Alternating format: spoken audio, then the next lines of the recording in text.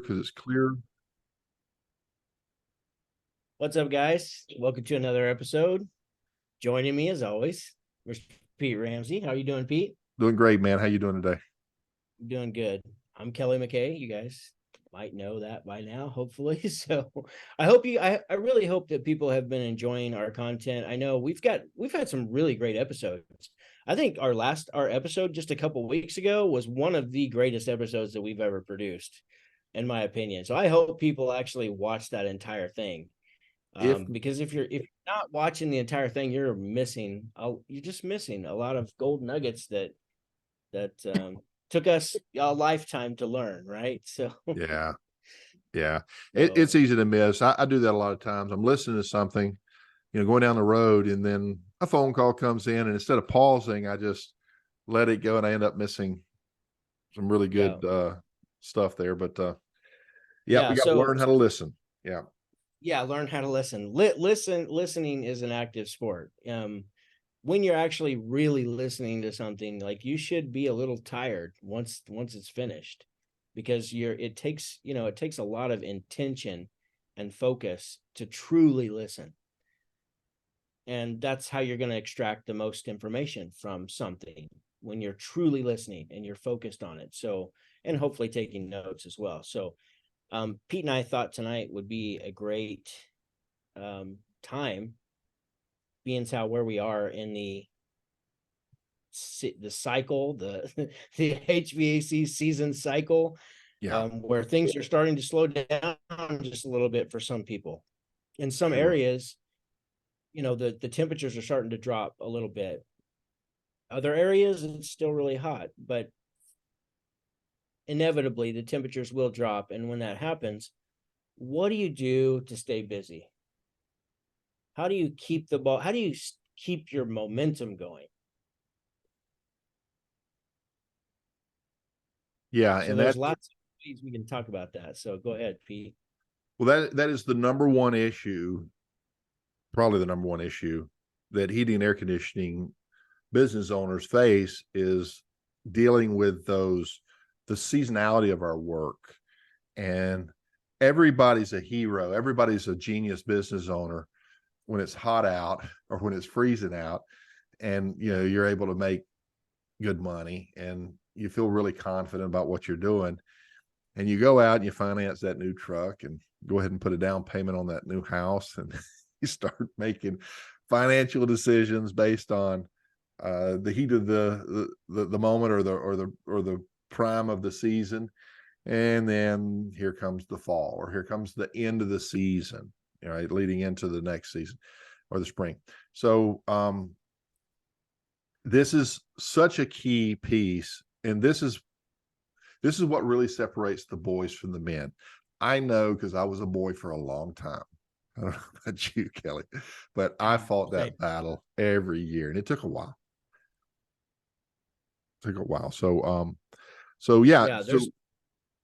There's a lot to know, a lot to learn. There's a lot of action that has to be taken in order to smooth these valleys out. When we're just looking at it like peaks and valleys, we've got peak season and valley season.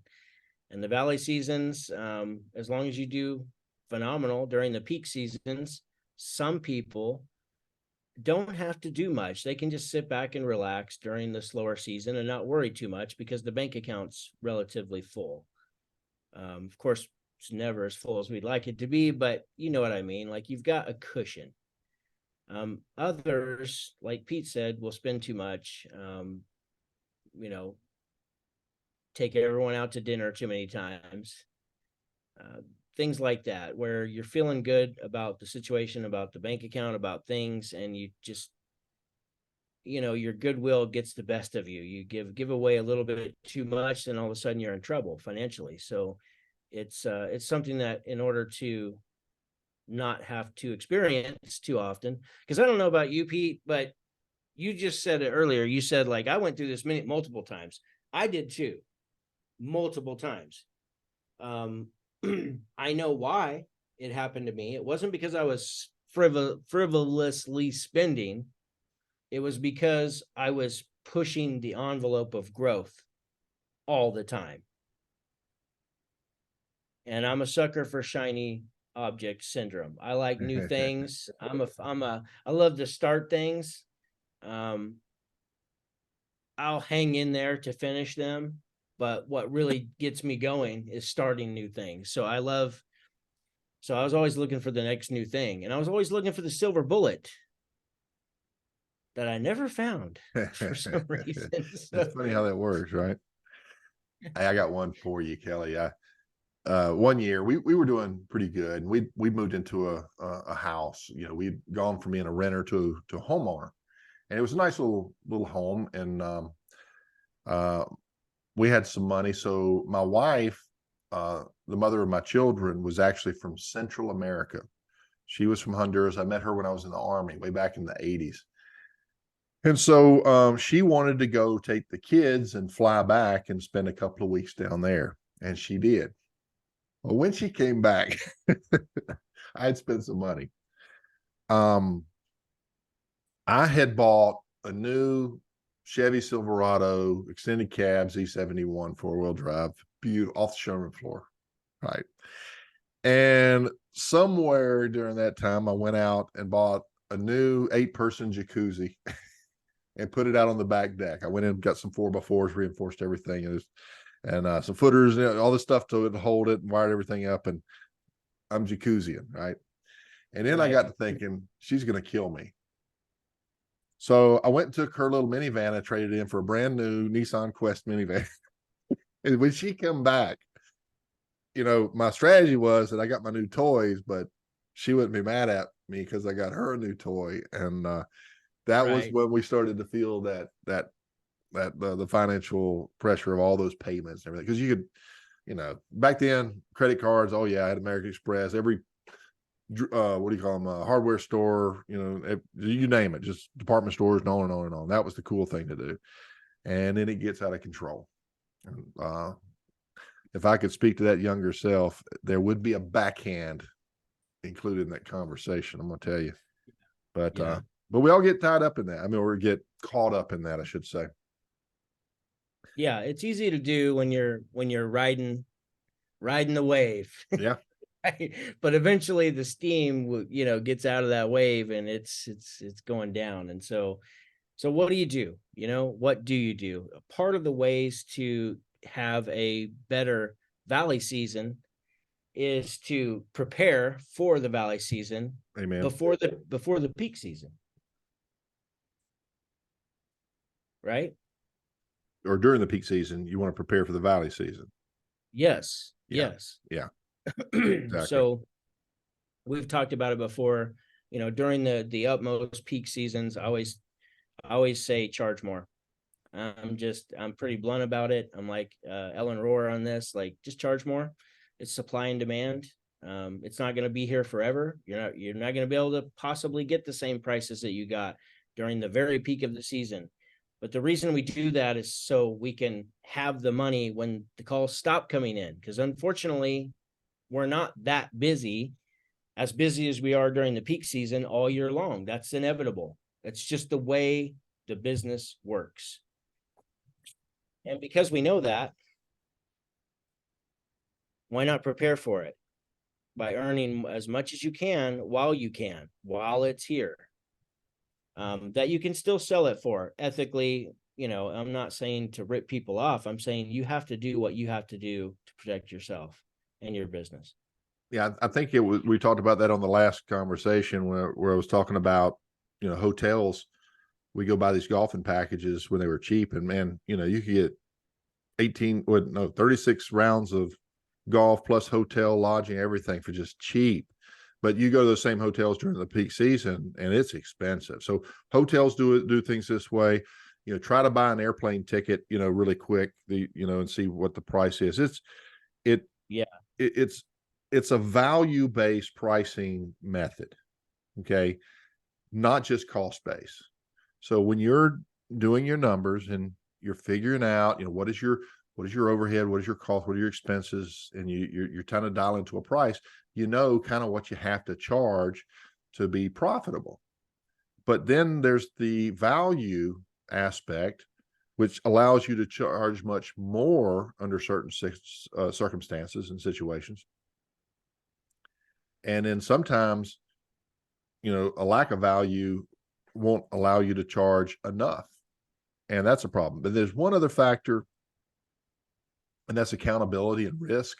If you have a job that's, high risk to you, and, there's big accountability where, you're going to have to stand behind that. You probably need to build some more money into that just to cover yourself. So there's different things that come into the pricing levels, and charge as much as you can is one philosophy.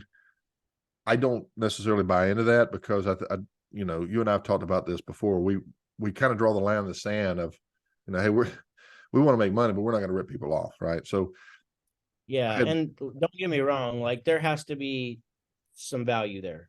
Like if you're just prices, that's where you get, bad reviews. sure. Like, And here's the thing. We started doing some Google review audits, and we started looking at these different company types. And if you're a smaller company and you don't have a great amount of overhead and you charge less money, you're perceived by the consumer as honest, and a company that is being treating their customers with integrity, versus a company that's larger and they have more overhead and they wanted to charge so much more. Well, it could be that it costs the bigger company more, or it could be that they're trying to overcharge their customers, or the inverse. It could be that you don't have much overhead or expenses, or you don't understand your numbers and you're charging too little. So that gap could be created by a number of different things, but the consumers don't know the difference. And sometimes, you pay for that. You're unjustly accused. I know, I see it all the time. The customers will go on the attack, and they're in the dark. They have no clue what they're talking about. They're just referencing some other company out there. So we got to. yeah. So let me just clarify a little bit, because if you're already top priced, like you can't just continue to add money to that. You know what I'm saying? Like there's going to be a breaking point where the bad reviews are going to come in, the more complaints are going to come in.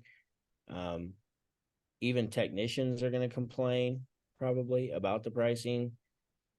I agree. Like there has to be like, it's a fair exchange.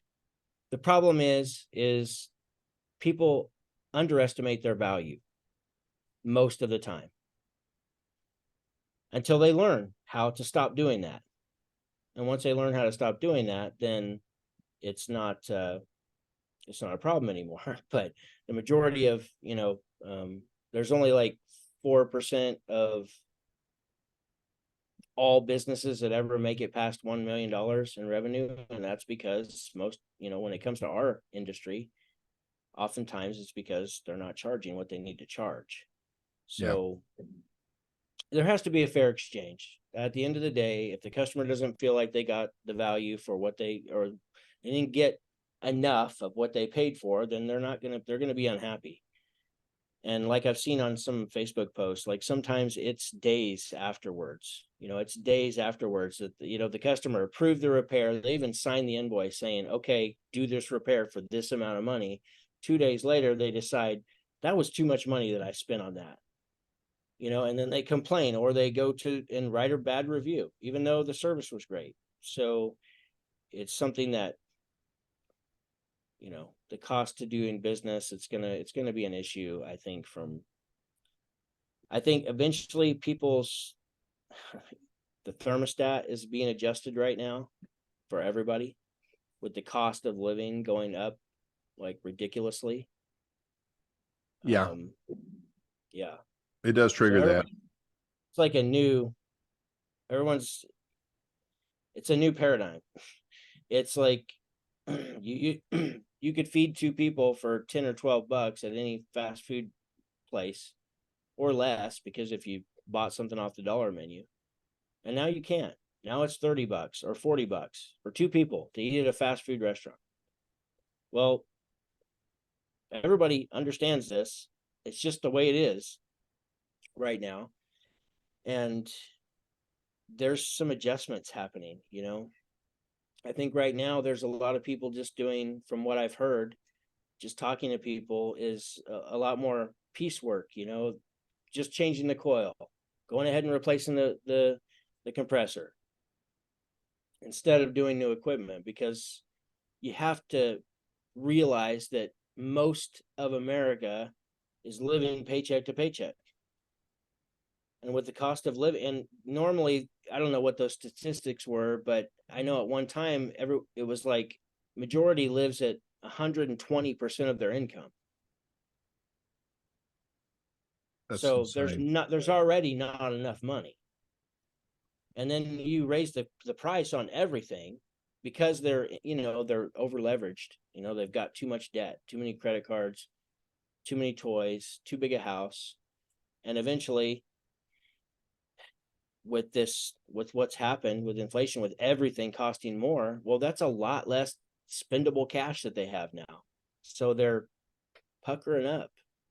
That's what I'm hearing. So that's the word on the street, which I think has been happening for a while. But there's also places, like I've got people in my group, like I've talked about, that are not experiencing this, not to a severe degree. Yeah. I see the same thing. Different pockets of the country and the world are feeling it first, and others feeling it later.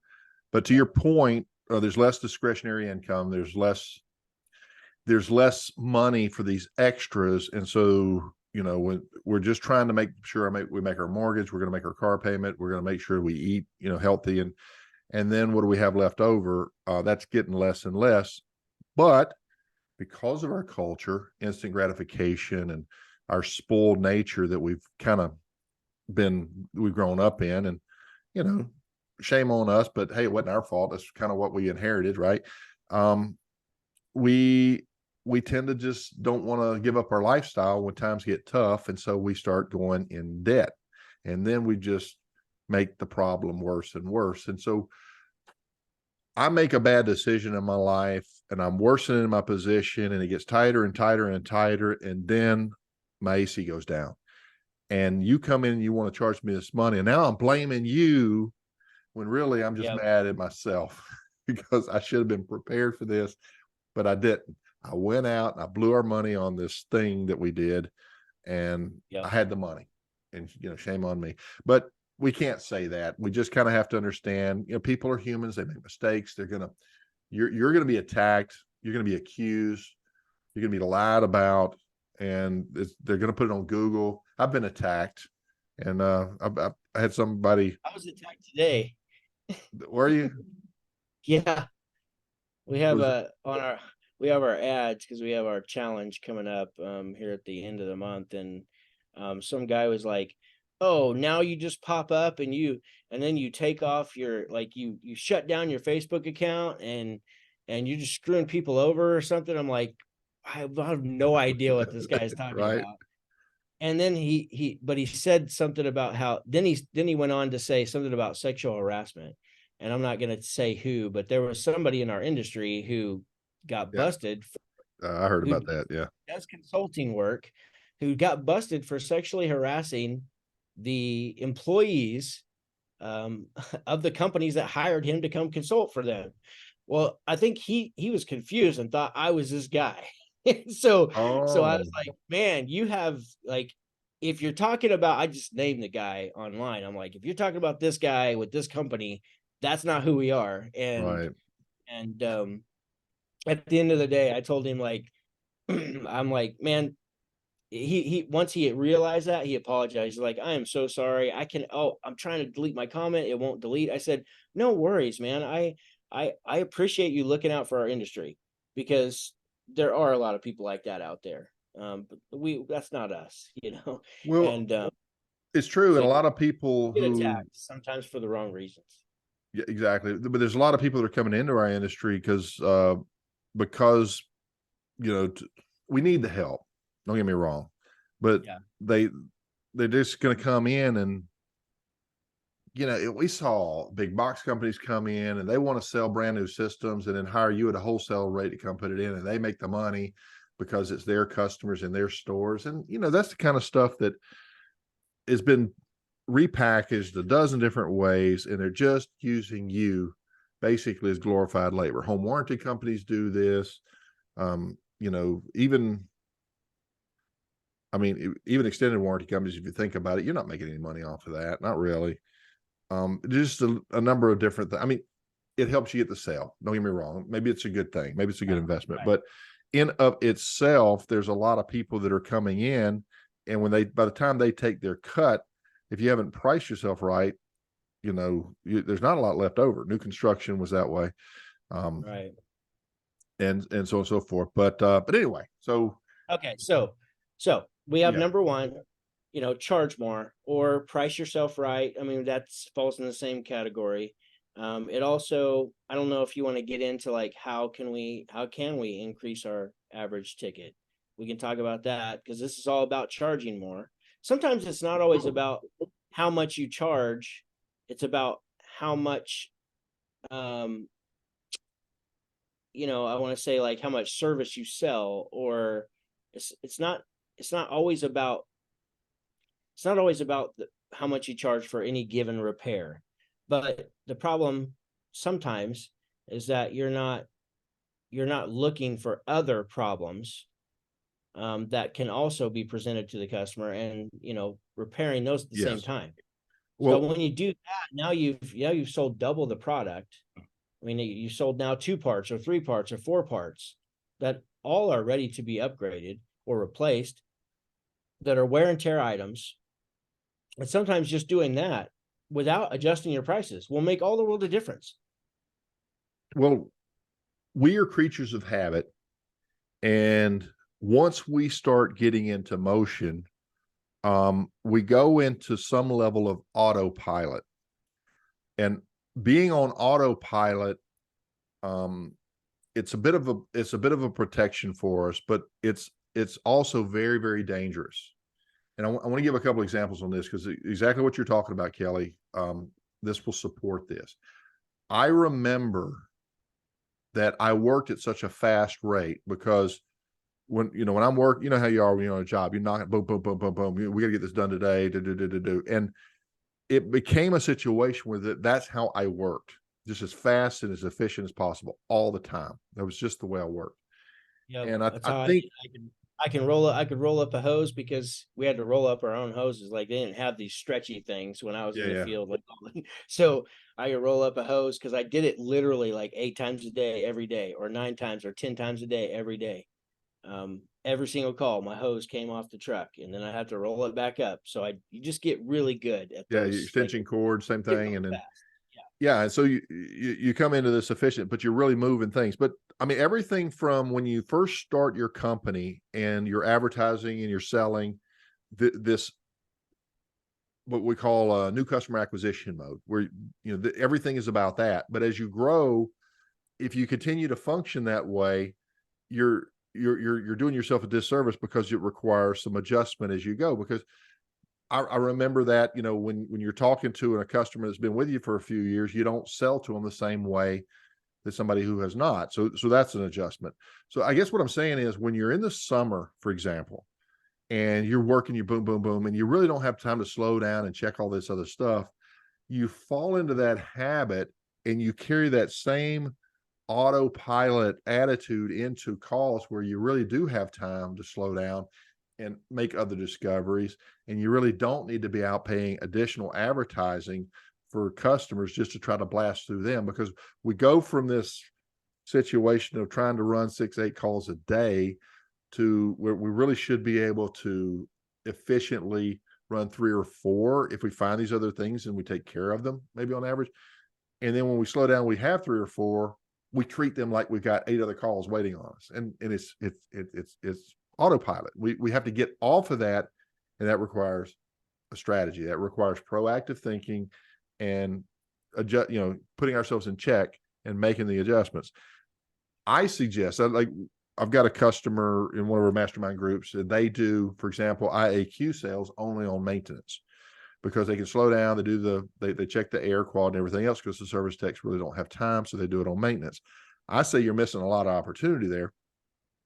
but it's about the timing. So if you do a higher level service, more detailed, I call it level 3 service. Level 1 service is fixing what's broke. Level 2 is figuring, well, what broke that, right? Looking around a little bit. Level 3 is, hey, I'm here. Let me go ahead and check everything, make sure it's okay. So a level 3 service where you kind of check everything, you have a list, is not always practical when you're out there on doing the hustle, right? You go. I can't really climb up and check all your air duct and everything else because I've got all these calls waiting on me. They have no air, right?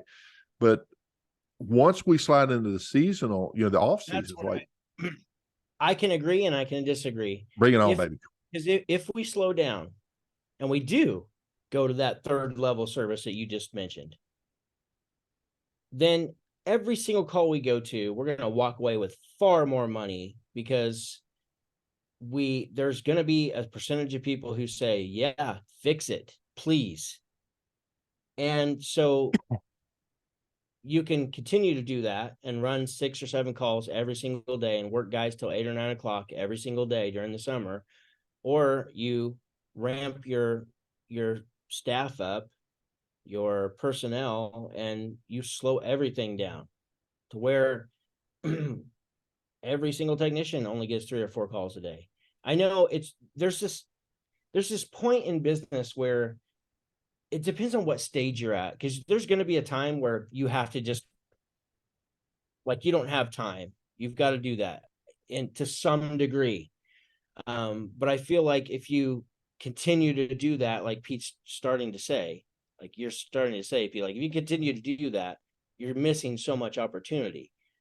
But my devil's advocate here is to slow down and hire more people. If you slow down, you make so much more per transaction, and you do more than just the surface level stuff. Because if you only do surface level stuff, you don't create raving fans, for one thing. The spotlight is not on the customer. You're worried about yourself getting to the next call. Let's be honest. You're also not providing the best service, like I argued a couple weeks ago. Like, you're actually providing kind of crappy service. And there has to be some kind of a balance when you're only have 3 or 4 people on your team. I get that, when you're just overloaded as you grow. But the more that you can start searching for people to join your team, if everybody slows down, there's so much more money there that you can afford more people. You can afford to buy another van to add the next person. So if we can slow those down, then I'm telling you, that's where it's at. And then people don't burn out either. Right. This work till 10 o'clock at night, like, that's the old broken model. That's what I did, and I'm telling you, it doesn't work. Right. So people get fed up and they get sick and tired of being sick and tired. So no matter how much you pay them. Let me counter and add to that, because you and I are on the same page clearly. But what I'm running into is, so yeah, like you said, back in the day, they would hire up for the season, and they would lay off during the off season, and you could do that. And in today's employee environment, it's getting more and more difficult to find quality people and keep them. And we want to keep them busy year round and not send them home, because basically, like one of my customers found out, he cut to 32 hours, and so he'd send them home 1 day a week. And guess what they were doing on that free day of the week? They were looking for full-time work, and he ended up losing them. So, that's a tough thing. But to your point, and this is where I was leading as well, is if we make it about ourselves, we're gonna hurt somebody's gonna get hurt. But if we make it about our customer, we generally can't go wrong. And I think it was Zig Ziglar that said, you can have anything you want in life if you help enough people get what they want in life. And so if you really want to be successful, to your point, do a better job. And that does require you to slow down, and it does require you to do these other things. But I get this pushback, and I'm talking the same thing, guys. Pete, I'd love to do that, but I don't have time. So then we say, well, how are you prioritizing your calls? Well, first call, whoever calls me first, comes out. Well, or maybe they're a maintenance agreement, or maybe they're under warranty, whatever. So as a business, that requires strategy. And so we have to prioritize our calls, and we have to, but I think ultimately at the end of the day, business decisions have to be made. And if you are a company of integrity, an individual of integrity, if you really want to take care of your customers, if you really want to be successful, learn to take care of your customers and your internal customers, your team.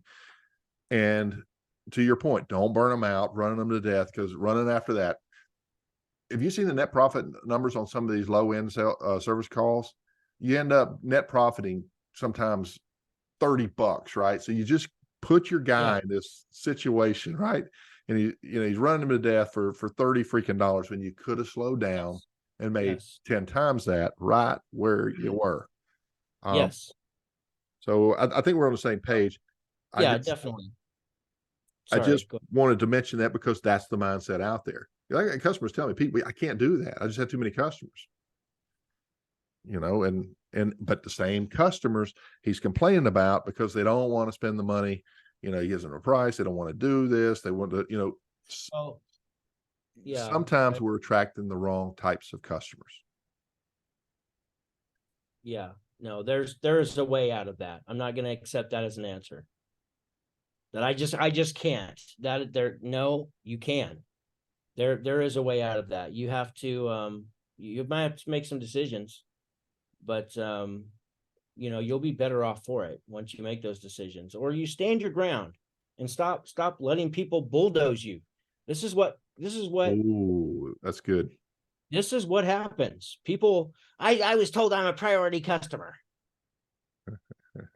Sorry, Miss Smith, but I got other priority customers ahead of you.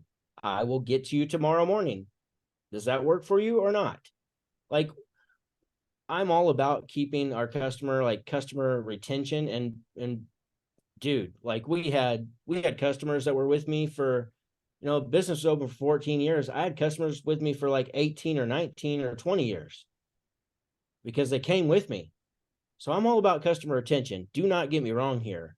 But if I have to lose a customer, or they have to be mad at me a little while until I make them happy when I show up the next day, so be it. I'm going to do what's right. Once I learned to stop sacrificing myself and my business for my customers, once you learn that, then it's the decision's made already. Like every single day when you get up and whatever has to happen, because you got to take care of yourself in the business first.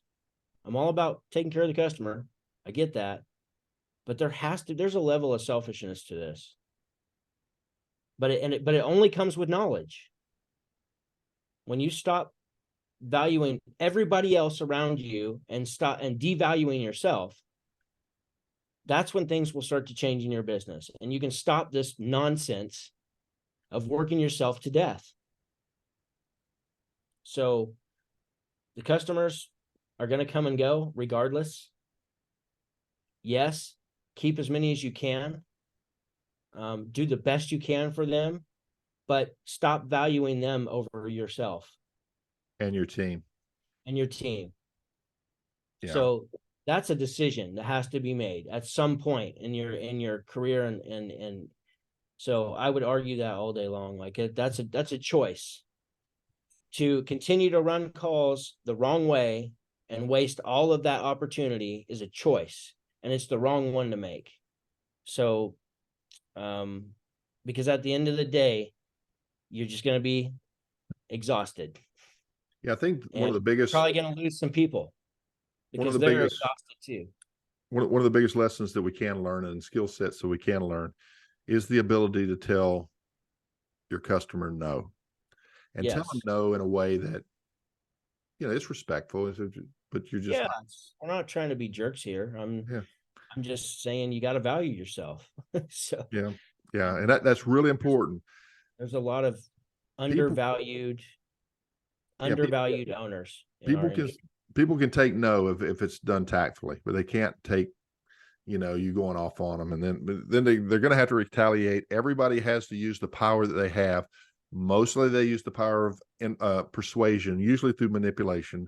I'm a priority customer, whatever that may be, right? And then if that doesn't work, they go to what does work. nasty reviews, on and on. And so, Guilt, yeah, we we got to talked be about it careful. a Yeah. while back. It's guilt. Well, I was told I was a priority customer. I know, that's what I told her. That's what I told Mrs. Smith. Gosh dang it, I'm gonna have to go take care of this. Yeah. It's guilt. You're feeling guilty, and that's a choice.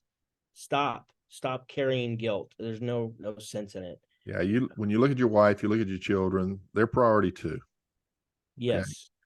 Okay, so let's move, because we've only covered a couple of things. So we covered charge more, of course, be value based, maybe slow down so you can create a better connection with your customer. You'll probably get way better customers when you do that. I know you do, because I've experienced it myself. But then the second thing was, what was it?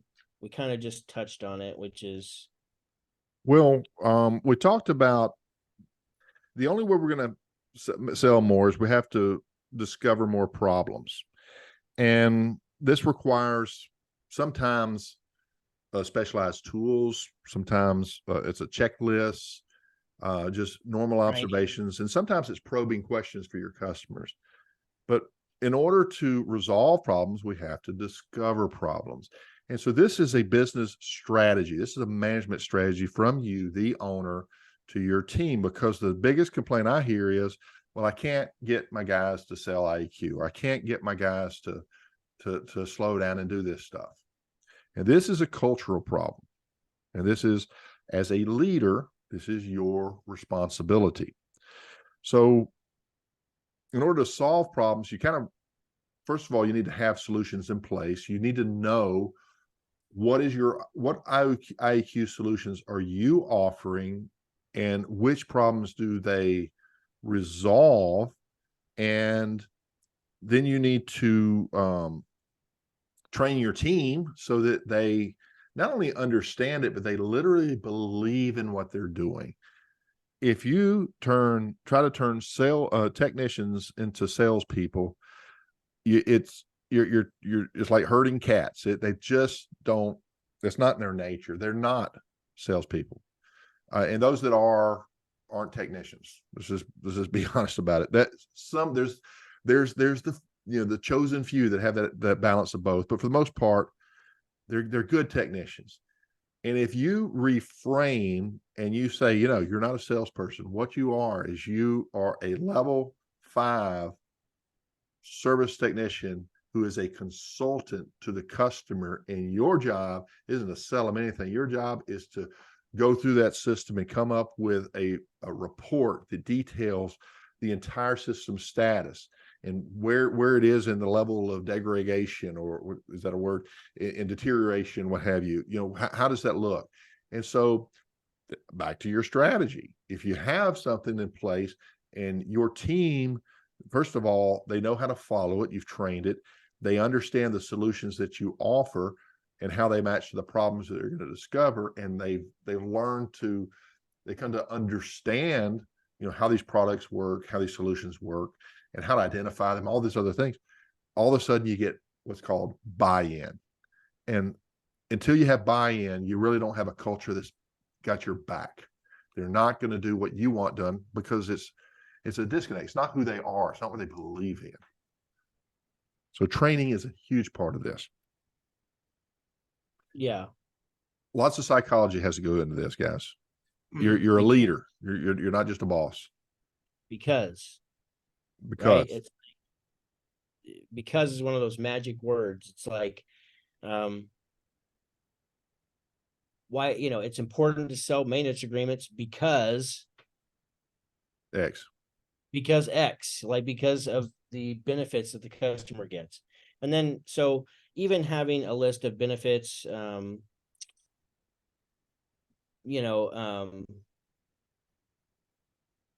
features and benefits, maybe 2 or 3 of each features and benefits. That's just regular training that everybody understands. Everybody knows what the benefits of replacing a worn down contactor is.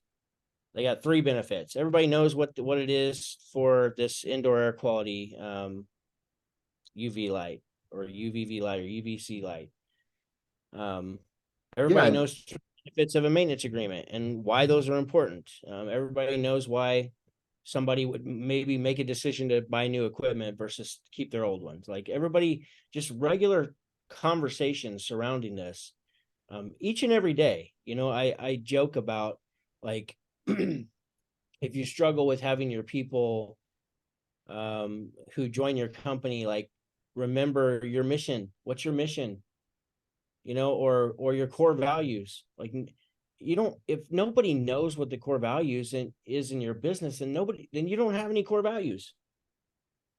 I mean, it's that simple. Yeah. How are they going to deliver, be who you want to be as a business if they don't even know what it is? And so my joke is, how many times do I have to repeat what our core values are? And the answer is again, again, every time. So, Sure. okay, so we have charge more, value-based. We got discover more problems, of course, like go beneath the surface, spend just a little bit more time. Look at those high wear and tear items also. It's like changing the tires on a car. Like some of these items are just wear and tear. They're going to wear out. Yeah. Because they're responsible for thousands and thousands of cycles, thousands and thousands of on off. And then number 3 was IAQ and asking like really good questions. Probing questions. Yeah. So Questions. indoor air quality is one example. But airflow may be another one. I mean, if you don't know how to check a system static pressure and use a manometer and some of these other things, it's kind of hard to discover, duculator even, grill size, return air grill, a 20 by 20 return air grill, does not equate to a 20 by 20 section of duct. It's got minimal surface area. And so there's charts that help us to see, what size grill in square inches does, 1,000 CFM of airflow, how big does it need to be in order to get for it to breathe properly? And then what about when I add a filter in there and things like this? So this requires educating our team. And so we can't discover problems that we don't know how to identify. And that's an ongoing training. And so we start with the basics, like how to do basic troubleshooting. We know what the system needs to look like in terms of pressures and temperatures and stuff. But then we start to grow that knowledge. And this is through ongoing training. And also is through, we need to take our teams and create opportunities to celebrate. And we celebrate and we simultaneously include what we want to measure. What gets measured, what gets done. This is performance. And so if your service team has something that every month or every week we're measuring how many maintenance agreement programs how many new members do we have this week or this month, or how many additional. I don't like to say how much money did you sell, and I'm going to tell you why. If you want to demotivate your team, make your team seem like that their purpose is to make money. You talked about values. You talked about what our mission is. It needs to be about something deeper. And so maybe that translation is something different. Maybe it's how many issues did we resolve this week? Or how many gosh, what was the word on that? We had a certain way that we used to word that. But so we have the primary problem, and how many additional problems were we able to help our customer with? And maybe we monitor that. There's the primary repair, secondary repair upgrade, primary repair upgrade. So how many additional problems were we able to help that customer with that they had? Maybe they didn't even know they had. It could be as simple as the lights flickering when the condensing unit comes on. You have a solution to that. You've got a load imbalance, and you can go out there to the electrical panel and move a few wires around, and boom, you can do that, for example. But measuring these things and then celebrating the wins with your team gets them fired up. They get to share their stories, because the technicians are heroes, and they're sung heroes when the customer's praising them, but sometimes they're unsung heroes because they're out there doing this really great stuff, but there's really nobody to share it with. But when you have a team of peers, right? When you have a group that you can come back and share this stuff with, it kind of makes it worthwhile. And then when you're sitting in these meetings, and Kelley went out there and he used this new process, and he ended up selling, some additional solutions, right? Improving some different lives, some people's lives through breathing cleaner air, whatever that is, at the rate of 3 new systems last week. Well, at the next meeting, I want to have a success story too. So I think I'm going to go try to do this process that the boss has been teaching, so that I can have a story. And so it motivates through peer association. I don't want to say peer pressure, but peer inspiration sometimes. And so that's part of being a leader. That's part of developing a culture. So knowing what to do doesn't always mean that it's going to get done. You're the owner, you're motivated, you're going to do it, but it's hard. That's what the business owners too, not just the technicians. Good point. But generally speaking, the best technician at any business is usually the owner, Yeah. Not always, but usually. And if you're a tech turn owner, and it's hard to get somebody to come in and do your level of work unless you can take all that internal knowledge and organize it into a checklist and a process, and share your team and get them to follow that. And if you can do that, now all of a sudden all boats float or on that rising tide. But yeah, that's a very important one as well. So what does that bring us up to? So basically, this is in order to escape the slow season, like to prepare during the busy season to escape the slow season. Yeah. Charge more, value-based, discover more problems, IQ, airflow, get into ductulators, static pressure. That's what we have, right? So far. So I was going to add one. And the one that I would add is to tags. Like most of your customer retention management software, House Call Pro, Service Titan, they all have tags, or you can search by repair or task. And however, you've got to be able to just find these. So let's say every time you go to a refrigerant leak, you just tag it. So for instance, in House Call Pro, we just put a tag on that customer if we had to add refrigerant. And this can be done in the office too, if it didn't get done by the technician. So you might, I would recommend that. Anything that we can take out the technician's job, like when you think about it and you break it down, there's so much to do. Like there is a tremendous amount to do, tremendous amount to remember. Think about it. Like you pull up in front of the house, you get all your tools ready, you go, you've got the greeting, the entry, the chit chat, the put it on your floor savers, go to the thermostat, probably go to the unit. Then you got to diagnose a unit. So you got to have some experience and you got to know how to use your meter. And then you got to have a conversation with the customer about what you found, and then get approval or not approval, maybe build some options, get approval or not approval. And then whatever was approved, you do the work that was approved. Maybe even conversation during while this, there's so much happening, right? It's a lot. And then once you're done, you got to collect the money. You got to, put stickers on the equipment. You've got to, clean up, and then you get back in your truck. You got to call dispatcher, debrief.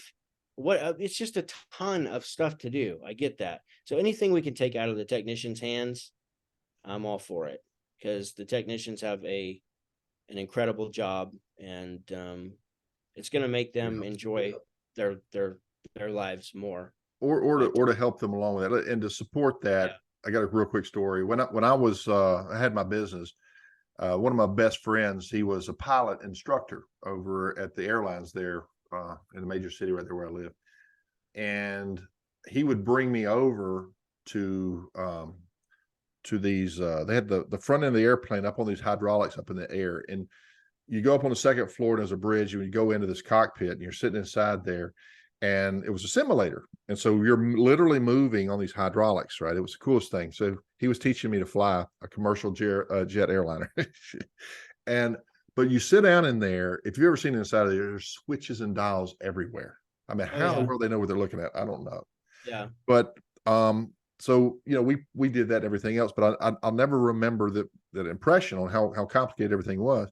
But it just reminded me of the movies where before they ever start, they have the pilot, the co-pilot, and then the navigator, and they're all going through check, you do this, check, and they got a checklist because they have so much going on. They have to follow a structure, an SOP, right? A process.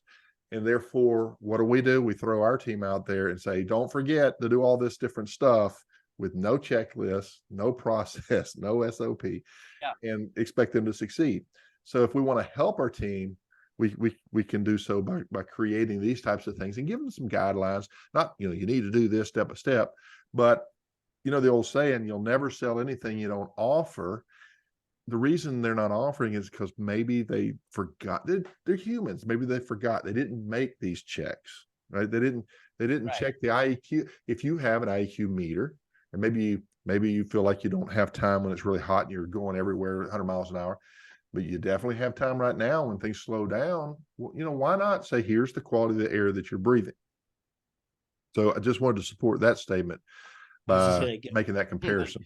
So when you decide that you're going to do a disservice to your customers and only do your job half-assed, then then fine, be that way. But I'm telling you, like, if you slow is smooth, smooth is fast. Yeah.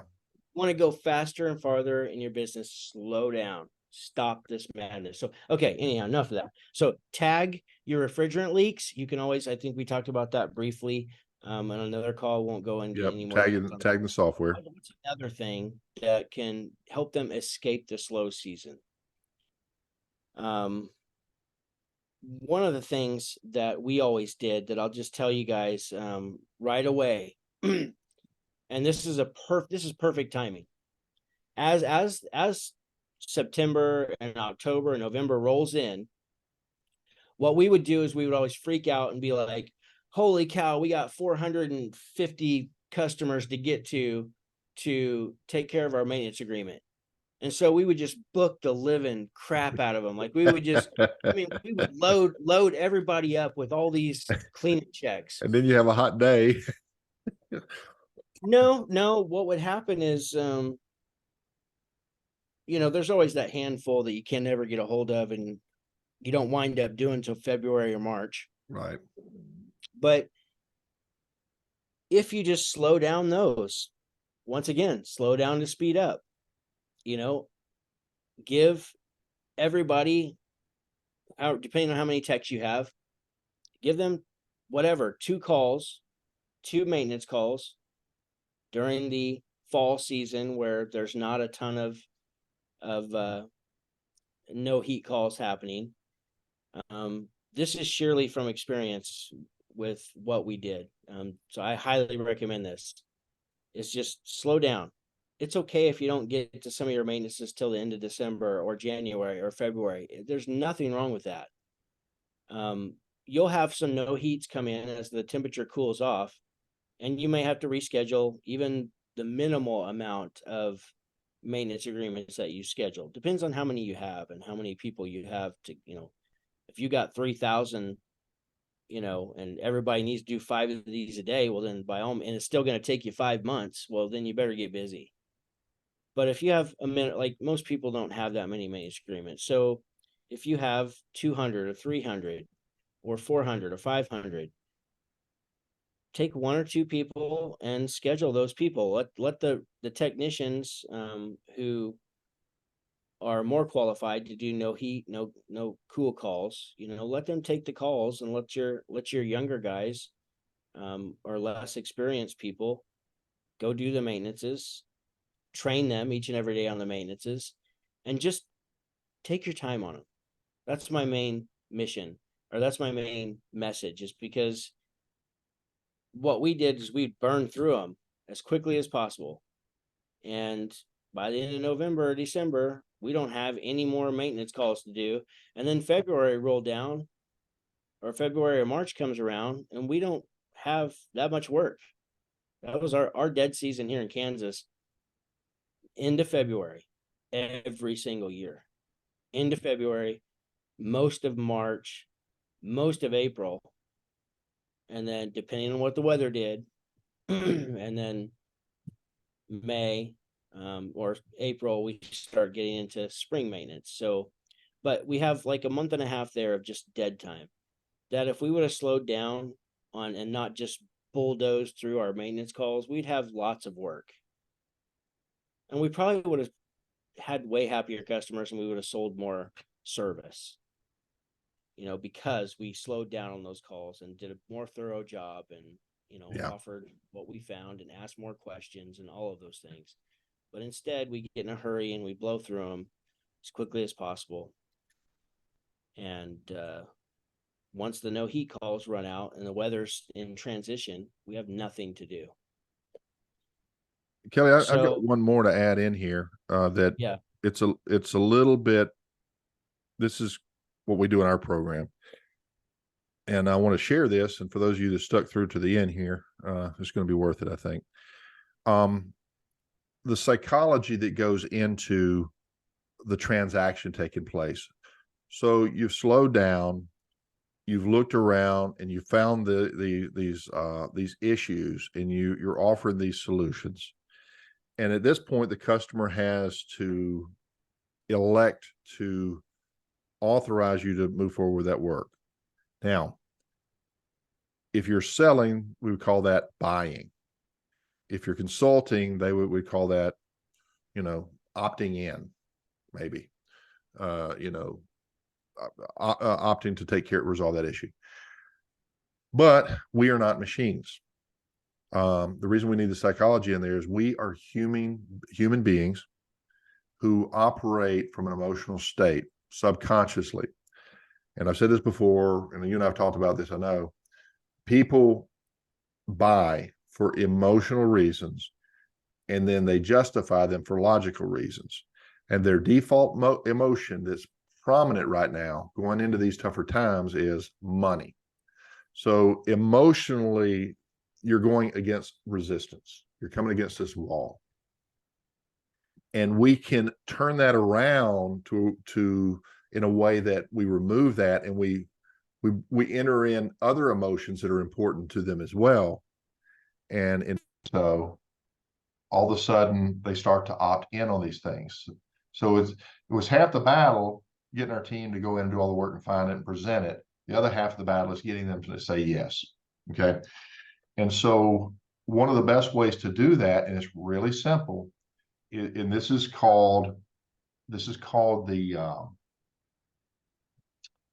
the consistency trigger. When something is consistent to what they already know, they kind of get it. But if something is outside of their realm of expertise, they tend not to get it. So you're talking about, pitted contacts on a contactor and potential, damage to the compressor, and all they hear is technical. Okay, what does all that mean? And we were talking on one of our mastermind groups, and one of the guys brought up that he's using, I think it was Fieldpiece. They have some software. I know Jim Bergman does a great program. He's like awesome. And so you hook up all this stuff to your equipment. And one of our guys down in Florida said, the customers just love that stuff. They see all this technical stuff and they just say, ooh, I like that. You're doing a good job. So they don't know what they're seeing. All they know is there's value here. Okay. So here's the opportunity. You're going out there, something is broke. They know the equipment is not just fine. Something is wrong. And when that opportunity is open, you can insert the one thing that is wrong, but you can also bring along with that other things that are wrong. They're open to you right now because they called you out. So they're open. Now we have to communicate that in a way that emotionally they respond to favorably. And if you follow those little software programs, some of them, and watch for the ones that have this, are very successful. Why? Because they use the consistency trigger of, I know what that means. And it's as simple as green is good, yellow, okay, red is Gosh, bad. And I've heard people say, I don't know what that red thing is, but I want it off. I want this off, right? Or, I'm making a 54 on a score and that's an F. What does it take for me to pass? How do I get that up to a B plus, right? So what do I need to fix? yeah, Right? Things that yeah. is consistent to them emotionally make sense. It'll override that money emotion and they'll move forward and elect to opt in with your services. But psychology is a huge part of this. And it's not something that we as heating and air conditioning technicians and business owners ever think about, but the game's getting tougher and we have to get smarter on how we play it. Yeah, so work with human nature, not against it. That's one of our mentors says that all the time. Work with human nature, not Good against way to it. And that's summarize it. Love that. Yeah. Yeah. so yeah, where that's number 6, you're getting down into like the sales portion of it, or how to portion of the sales, or how to win, or maybe win is the answer, like when to offer that next Yeah. thing.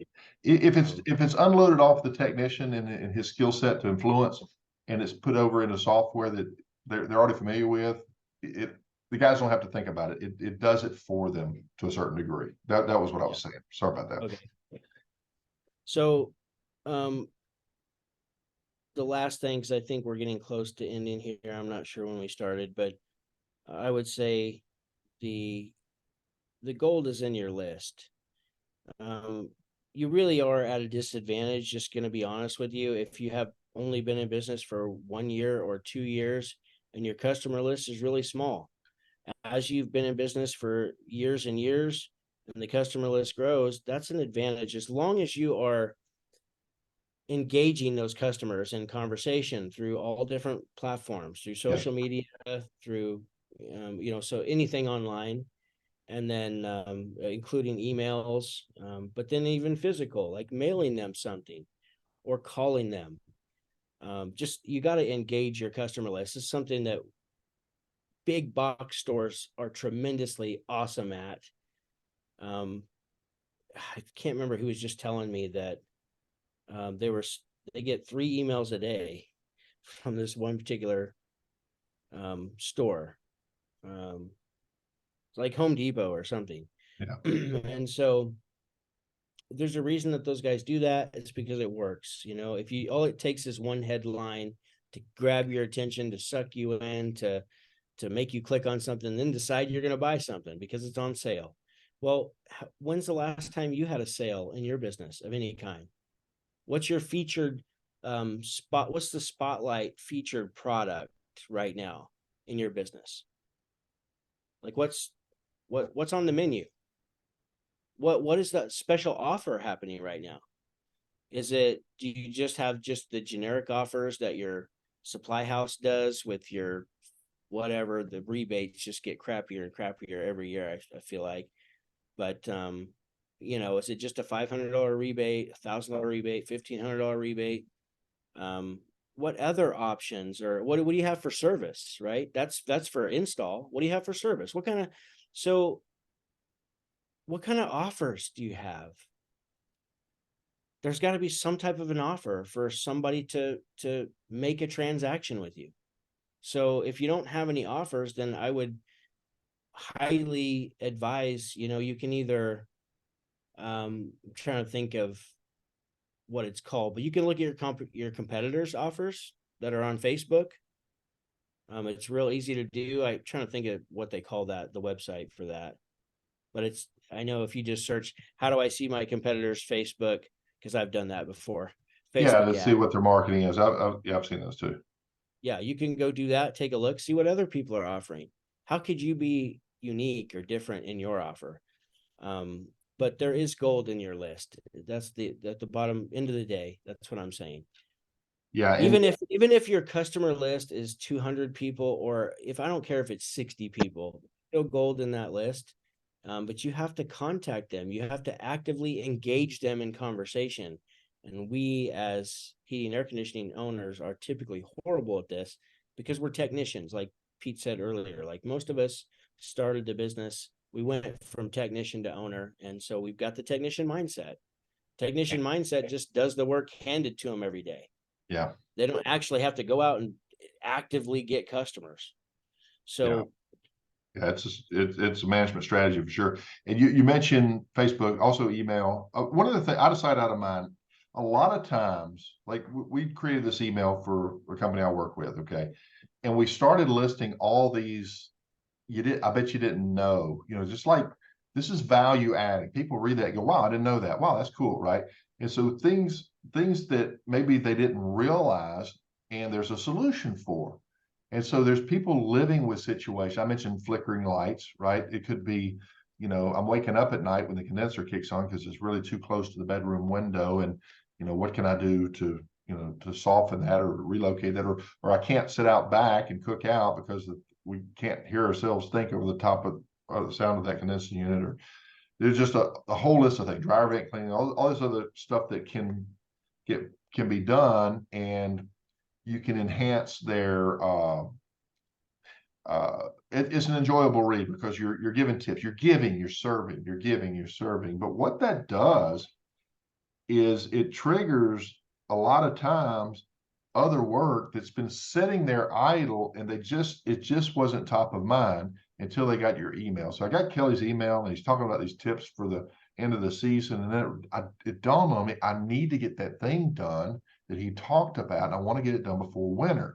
I'd better call him. So just staying in touch serves as a reminder, and you'll get work just because it's just not sitting there. It's been sitting there because they don't sit around and think about you as much as we like to think they do. They're thinking about their life and everything else, but just reminding them that you're there, right? And providing value in your messaging, not just, I got this promotion, I got this can of Spam, it's on sale. It's about giving and giving and giving and giving, and occasionally, asking for the sale, right? Or making that offer. So we once we strike that balance, but the point is, you got to stay top of mind, and you can only do that by staying in touch. yeah, so that's huge for mellowing out those slow seasons. Another thing, let me think here. I don't have another thing written down, but there's also, this is part of staying in touch with your customers, but there are typically a ton of opportunities generated throughout the summer as well, with replacement opportunities. Yeah. And so a lot of those didn't close. And although we think that they possibly went with somebody else, I want to say the statistic is like 90%. It's really high. 90% of the time, they didn't do anything. Yeah. But we get in our heads and we think, oh, well, I must have lost that bid because they never called me back, or they never said yes. And the reality is that they just didn't do anything. So, really developing like a follow-up system, a follow-up program to follow up on all your past opportunities that have not been closed yet. That's another way to fill out the slow season. I'll add one more thing too. So that's kind of going back to re-engage your customers. But another thing is, when you're super busy and you have attic jobs or just jobs that maybe aren't pressing, or you could always schedule them. I know a lot of owners who do that. They will schedule it for the fall because they're just so overloaded during the summer, and the system works, the people are ready to replace it, but they're so overloaded, or especially when equipment shortages happen, it gives you an opportunity to maybe extend that season out by selling it during your slower season. Also, you wind up having a lot of conversations with customers during the summer about replacement. Even if it's just like they're giving you their credit card, and you've already completed the repair, the system is now working because of the repair you made, and they say, how much do the new ones run, right? Yeah. They just mentioned something like that. Well, if we take notes on that and put that, something for the office to put a note on, or when you debrief the office, you say, hey, Mrs. Smith was just wondering how much it costs for a new one. We can totally go back and just have that conversation during the slowest time of the year. So for us, it would be February and March, the very end of February and March. So we could call Mrs. Smith and say, Miss Smith, we have got the deal of the century happening right now. We're looking to keep everybody busy. So that's why we're able to do this. And you can, make some kind of a discount. Yeah, it's a good thing. We used to call that a tickler file. And guys, if you're not really sophisticated on your software, I don't know what's happened with, I think we had some technical difficulty. My microphone has been on the webcam of all things, but I don't know when it switched over. Anyway, I caught it. Yeah, it wasn't too terribly long ago. Okay, I don't know. It timed out or something. So yeah, it's called Tickler Fan. If you don't know how to do this, really, just make a copy of your invoice, digital, whatever, and drop that into a file. Whenever you make a recommendation, they decided not to go forward, you drop this in a file and you just let that sucker build up, even a Xerox copy or whatever, in highlighter, if you like to do it the old school way, or you digital. tag it in your CRM system. Yeah, well, that's the wise way to do it, is to tag it in your CRM if you know how to do that.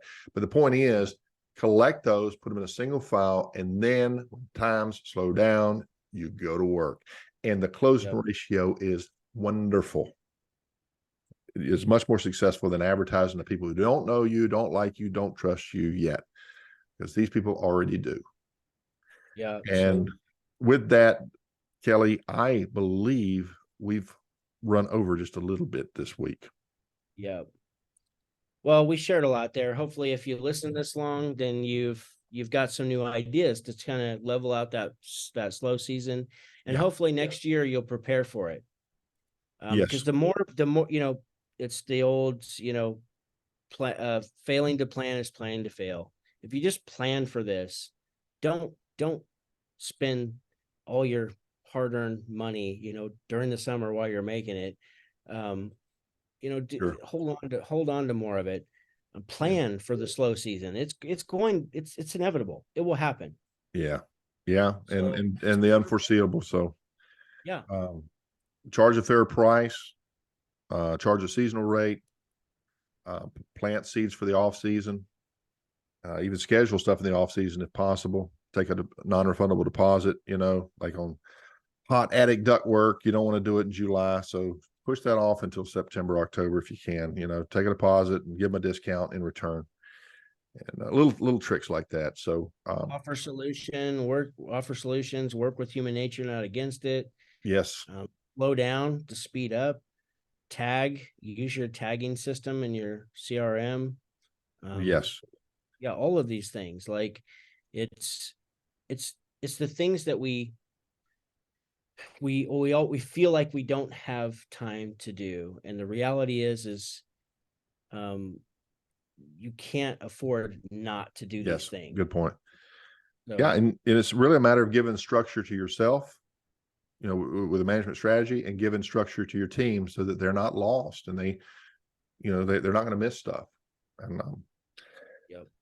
And good one today, Kelley. Look at you. That was good. You did good. You did good. You Mr. Under Armour. Yeah, I like that shirt. So well, cool. So great job.